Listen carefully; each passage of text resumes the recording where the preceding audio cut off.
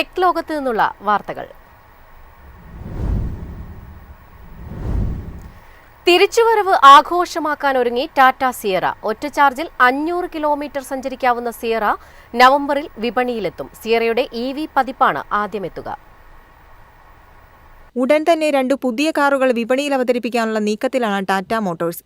ഏറെ പ്രതീക്ഷയോടെ കാത്തിരിക്കുന്ന ഐക്കണിക് സിയറ SUVയുടെ തിരിച്ചുവരവിനായി ഒരുങ്ങുകയാണ്. സിയറ EVയും സിയറ ICEയുമാണ് പുതിയതായി വിപണിയിലെത്താൻ പോകുന്നത്. ആദ്യ ഉൽപ്പന്നം നവംബർ അവസാനത്തോടെ വിപണിയിലെത്തുമെന്നാണ് റിപ്പോർട്ടുകൾ വ്യക്തമാക്കുന്നത്. ടാറ്റയുടെ EV ഫസ്റ്റ് സമീപനത്തിന്റെ അടിസ്ഥാനത്തിൽ ആദ്യം സിയറയുടെ ഇലക്ട്രിക് പതിപ്പാണ് ലോഞ്ച് ചെയ്യുക. തുടർന്ന് ഇന്റേണൽ കമ്പസ്റ്റൻ എഞ്ചിൻ വകഭേദങ്ങളും ഇറങ്ങും. സില്ലൗറ്റ്, ഉയരമുള്ള ബോണറ്റ്, വൃത്തിയുള്ളതും നിവർന്നു നിൽക്കുന്നതുമായ പിൻഭാഗം എന്നിവയാണ് വാഹനത്തിന്റെ സവിശേഷതകൾ.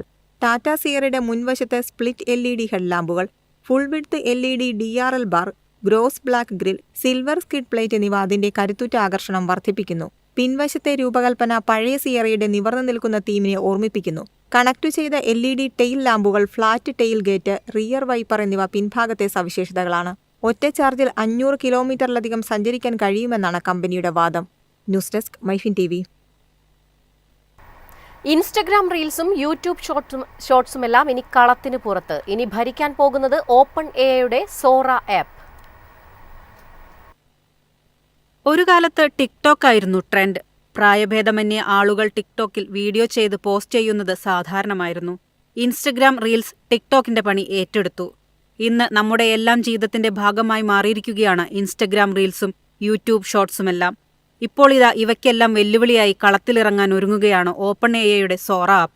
ഉപയോക്താക്കൾ സ്വന്തമായി വീഡിയോ നിർമ്മിക്കേണ്ടതില്ല എന്നതാണ് ആപ്പിന്റെ ഒരു പ്രത്യേകത. നിർമ്മിത ബുദ്ധി അടിസ്ഥാനമാക്കിയാണ് കമ്പനി ആപ്പ് നിർമ്മിച്ചിരിക്കുന്നത്.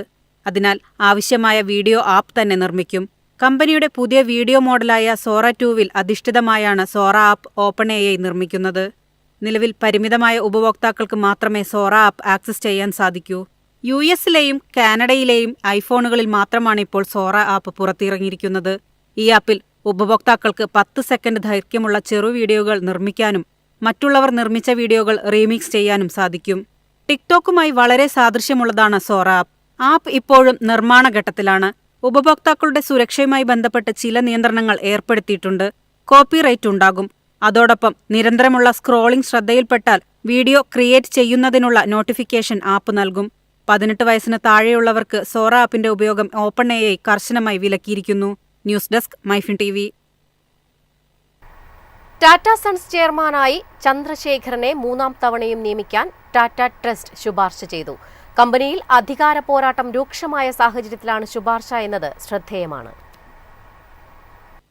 ടാറ്റ ഗ്രൂപ്പ് കമ്പനികളുടെ പ്രിൻസിപ്പൽ ഇൻവെസ്റ്റ്മെന്റ് ഹോൾഡിംഗ് കമ്പനിയും ജീവകാരുണ്യ പ്രവർത്തനങ്ങൾ നിയന്ത്രിക്കുന്ന പ്രൊമോട്ടറുമായ ടാറ്റ സൺസിന്റെ ചെയർമാനായി N. ചന്ദ്രശേഖരനെ 3ാം തവണയും നിയമിക്കാൻ ടാറ്റ ട്രസ്റ്റ് ശുപാർശ ചെയ്തു.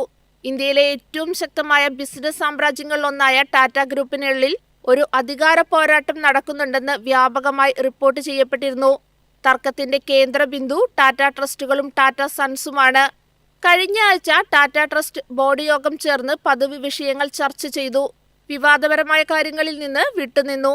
ടാറ്റ സൺസ് ബോർഡ് ചന്ദ്രശേഖരന്റെ 3ാം ടൈം അംഗീകരിച്ചാൽ അദ്ദേഹം എക്സിക്യൂട്ടീവ് റോളിൽ തുടരുമോ എന്ന കാര്യം വ്യക്തമല്ല. ടാറ്റ ഗ്രൂപ്പിന്റെ നിയമമനുസരിച്ച് 65 വയസ്സ് തികഞ്ഞതിനു ശേഷം എക്സിക്യൂട്ടീവുകൾ അവരുടെ സ്ഥാനങ്ങൾ ഉപേക്ഷിക്കേണ്ടതുണ്ട്. എന്നിരുന്നാലും 70 വയസ്സുവരെ നോൺ എക്സിക്യൂട്ടീവ് റോളുകളിൽ തുടരാൻ കഴിയും. 2022 ഫെബ്രുവരിയിൽ ടാറ്റ സൺസിന്റെ ബോർഡ് ഓഹരി ഉടമകളുടെ അംഗീകാരത്തിന് വിധേയമായി. 2027 ഫെബ്രുവരി വരെ ചന്ദ്രശേഖരന് 2ാമത്തെ 5 വർഷത്തെ കാലാവധി അനുവദിച്ചു. 2016 ഒക്ടോബറിൽ ടാറ്റ സൺസിന്റെ ബോർഡിൽ ചേർന്ന ചന്ദ്രശേഖരൻ 2017 ജനുവരിയിൽ ചെയർമാനായി നിയമിതനായി. സൈറസ് മിസ്ട്രിയെ ടാറ്റ സൺസിന്റെ ചെയർമാൻ സ്ഥാനത്ത് നിന്ന് പുറത്താക്കിയതിനെ തുടർന്ന് 2017 ഫെബ്രുവരിയിൽ ഔദ്യോഗിക ചുമതല ഏറ്റെടുക്കുകയായിരുന്നു. News desk MyFin TV. AI-യിൽ വൻ മുന്നേറ്റത്തിനൊരുങ്ങി TCS. പ്രതിവർഷം 1 ലക്ഷം ജീവനക്കാർക്ക് AI പരിശീലനം നൽകും. ടാറ്റ കൺസൾട്ടൻസി സർവീസസ് എല്ലാ വർഷവും 1 ലക്ഷം ജീവനക്കാരെ AI സാങ്കേതികവിദ്യ പരിശീലിപ്പിക്കാൻ പദ്ധതിയിടുന്നു. ജനറേറ്റീവ് AI-യുടെ ഉയർച്ച മറ്റേതൊരു സാങ്കേതിക തരംഗത്തിൽ നിന്നും വ്യത്യസ്തമായ ഒരു പരിവർത്തനത്തെ പ്രതിനിധീകരിക്കുന്നുവെന്ന് TCS ചീഫ് ടെക്നോളജി ഓഫീസർ ഹാരിക് പിന്നിക്കി പറഞ്ഞു. ഈ മാറ്റങ്ങൾക്ക് തയ്യാറെടുക്കുന്നതിനായി ടെക് കമ്പനി അതിന്റെ ആന്തരിക പഠന പരിപാടികൾ വർദ്ധിപ്പിക്കുകയാണ്. പ്രായോഗിക അനുഭവം നേടുന്നതിന് AI ഉപകരണങ്ങൾ പരീക്ഷിക്കാനും ഹാക്കത്തോണുകളിൽ പങ്കെടുക്കാനും ജീവനക്കാരെ പ്രോത്സാഹിപ്പിക്കുന്നുണ്ടെന്ന് വിൻ പറഞ്ഞു. ഈ പരിവർത്തനം വെല്ലുവിളി നിറഞ്ഞതാണെന്നും എല്ലാ സ്ഥാപനങ്ങളും ഇത് ചെയ്യേണ്ടിവരുമെന്നും വിൻ പറഞ്ഞു. ജൂലൈ-സെപ്റ്റംബർ പാദത്തിൽ TCSന്റെ സംയോജിത അറ്റാദായം 12,075 കോടി രൂപയായി. ഇത് മുൻ വർഷത്തേക്കാൾ 1.4% കൂടുതലാണ്.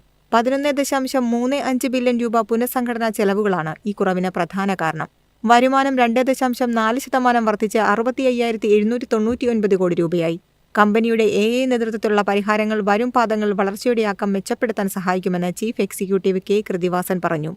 ജൂലൈയിൽ ടാറ്റ കൺസൾട്ടൻസി സർവീസസ് തങ്ങളുടെ ജീവനക്കാരുടെ എണ്ണം ഏകദേശം 12,200 കുറയ്ക്കുമെന്ന് പ്രഖ്യാപിച്ചു.